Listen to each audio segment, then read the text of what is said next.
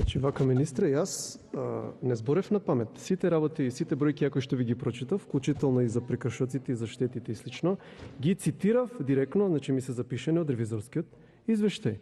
Инаку, да е работата толку нели чиста, немаше и ДКСК да влезе во управата за водење матични книги. То мислам дека баш скоро се случи. И пошто нели вие го цитиравте, мислам дека финансискиот извештај од управата за водење матични книги, дека нели по неа се било чисто. Ја ќе ви цитирам уште нешто од тебе ревизорскиот извештај и вика: ревизорите изразиле неповолно мислење за вистинитоста и објективноста на на финансиските извештаи. Значи ова се работи за матичната институција и мислење со резерва за законитоста, регулативата и упатствата и воспоставените политики. Значи самите ревизори го доведуваат финансискиот извештај во прашање за кој што вие се повикувате.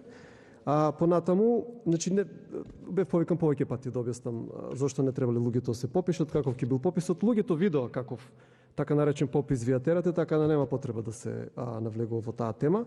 Не дека ние не сакаме попис, ние едноставно не сакаме да се случи фалсификат. Сега вака и она нели играта на емоции, ќе имало помалку македонци, повеќе македонци и така натаму. Ако има помалку македонци или повеќе македонци или помалку албанци, повеќе албанци, целиот процес не важи. Значи не постои такво нешто помалку македонци, помалку македонци. Ако има помалку, значи тој процес вие фактички не е легитимен. А Штипени знаат нели убаво, ние водевме цела кампања и по потреба ќе почне пак и во септември. Благодарам.